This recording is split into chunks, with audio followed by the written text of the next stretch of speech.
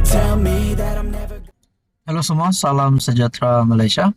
Selamat datang ke channel Fails Lifestyle.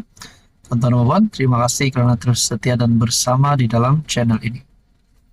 Saudara-saudara, bagi sesetengah orang, Anwar Ibrahim adalah Perdana Menteri yang paling layak hari ini untuk terus memegang jawatan itu, bukan saja hanya satu penggal, tetapi dua penggal, tiga penggal, dan berpenggal-penggal lagi. Karena mereka lihat komitmen dan kelebihan Anwar Ibrahim menjadi Perdana Menteri hari ini. Makna kata, ini sudah tidak ada harapan lagi bagi Mahathir, Muhyiddin Yassin, dan juga siapapun yang memusuhi Anwar Ibrahim, yang ingin menumbangkan Anwar Ibrahim. Ini kita boleh kata, bagi sesetengah orang, mungkin beranggapan Mahathir dah tak ada harapan nak menjadi Perdana Menteri lagi. Muhyiddin Yassin pun dah tak ada harapan nak jadi Perdana Menteri lagi. Sedangkan baru-baru ini Muhyiddin Yassin didakwa di Mahkamah Session Gua Musang berkaitan dengan ucapan kontroversinya pada PRK Dun Denggiri. Saudara-saudara, adakah dengan ini Anwar mempunyai harapan yang cerah untuk terus menjadi Perdana Menteri? Berkaitan dengan ini, terdapat banyak komen di dalam channel ini. Ada yang kata Anwar layak forever Perdana Menteri. Ada yang kata Muhyiddin Yassin layak jadi PM, tapi PM tepi. Ada juga berkata di sini, Tan Sri Muhyiddin Yassin sebenarnya dipilih rakyat untuk jadi Perdana Menteri karena ada 115 sokongan. Malangnya dia sudah ditipu. PMX sepatutnya kena resign. Berkaitan dengan komen ini aku nak sentuh sedikit. Adakah sebenarnya 115 SD yang diperoleh Muhyiddin selepas pilihan raya umum ke-15 itu sebenarnya memang ada, tapi kalau ada, kenapa bukan Muhyiddin Yassin yang dipilih jadi Perdana Menteri? Kenapa bukan Muhyiddin Yassin yang mengangkat sumpah menjadi Perdana Menteri? Maknanya sudah pasti Anwar Ibrahim yang mendapat sokongan ataupun SD yang mencukupi.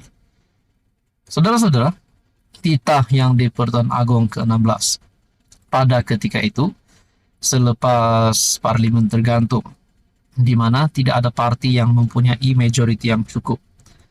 Titah yang di Pertuan Agong ke-16 Al-Sultan Abdullah Riayatuddin Al-Mustafa Bilasha bagi ahli politik ataupun parti politik ahli parlimen untuk membentuk sebuah kerajaan. Akhirnya Anwar Ibrahim menerima titah yang di Pertuan Agong ke-16, namun tidak bagi Muhyiddin Yassin. Dan akhirnya PH dan BN bersama GPS, JRS telah membentuk kerajaan perpaduan, bukan Muhyiddin Yassin. Di dalam komen yang lain juga berkata, Muhyiddin layak jadi PM tepi. Ada yang kata, tidak layak. Muhyiddin tidak layak jadi Perdana Menteri Malaysia. Muhyiddin seorang pemimpin yang gagal. Terbukti menjadi kerajaan pun cara tebuk atap. Saudara-saudara, ini sudah pasti satu tamparan hebat bagi Muhyiddin Yassin. Saya juga nak kata, seperti yang saya cakap pertama tadi, di mana mungkin sesetengah pihak sudah berpikir bahwa Anwar Ibrahim adalah PM paling layak. Makna kata Mahathir, Muhyiddin ataupun mana-mana pihak yang coba untuk menjatuhkan Anwar Ibrahim, menumbangkan Anwar Ibrahim, nak gesa Anwar Ibrahim letak jawatan. Akhirnya perkara ini dipatahkan, perkara ini dimatikan. Karena kita tahu di sudut positif ramai yang mahu Anwar Ibrahim terus menjadi Perdana Menteri. Saudara-saudara, Anda rasa selepas PRU 16, adakah Anwar Ibrahim masih mampu bertahan? Adakah mungkin sehingga PRU 17, PRU 18, Kerajaan Pakatan Harapan akan terus menjadi kerajaan? Saudara-saudara, tuan-tuan, mungkin ada yang melihat kelebihan bagi Anwar Ibrahim untuk memimpin kerajaan. Karena mereka sudah mengetahui pimpinan Mahathir sebelum ini, pimpinan Muhyiddin Yassin sebelum ini. Nak cakap Mahathir jadi PM lagi, kita dah boleh fikir. Umur Mahathir pada tahun depan sudah 100 tahun. Manakala Mahyadin pula yang kini menghadapi kes rasuah Janowibawa dan juga kes beliau baru-baru didakwa di Mahkamah Session berkaitan dengan akta hasutan. Saudara-saudara, tuan-tuan dan puan, apa komen Anda? Teruskan bersama di dalam channel ini untuk info yang seterusnya. Halo semua, salam sejahtera Malaysia.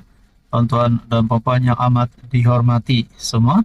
Saudara-saudara, terima kasih kerana terus setia dan bersama di dalam channel ini. Kita dikejutkan dengan satu berita di mana perkara ini memang sudah pernah menjadi buah mulut ramai orang. Dan ini berkaitan dengan keluarga Altantuya, di mana satu pendedahan terbaru yang pasti menggemparkan ramai.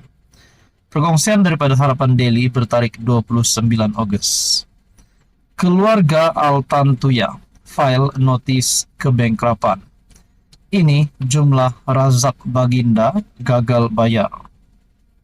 Keluarga model Mongolia, mendiang Altantuya Sharibu, memfailkan notis kebangkrapan terhadap Abdul Razak Baginda selepas penganalisis politik itu gagal membayar ganti rugi termasuk faedah lebih RM9.24 juta kepada keluarga berkenaan seperti diputuskan Mahkamah Tinggi pada 2022.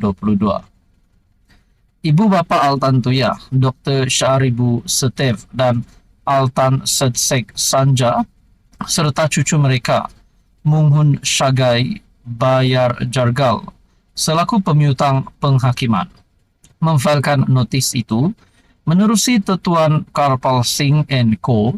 di Mahkamah Tinggi Shah Alam pada 4 Julai terhadap Abdul Razak sebagai penghutang penghakiman. Mengikut dokumen diperoleh media hari ini, mereka menuntut RM9 juta lebih, termasuk faedah dan kos sebagai wang yang perlu dibayar atas penghakiman muktamad oleh Mahkamah Tinggi Shah Alam pada Disember 2022 terhadap Abdul Razak dan 3 individu lain yang pelaksanaan perintah tersebut tidak digantung oleh mahkamah.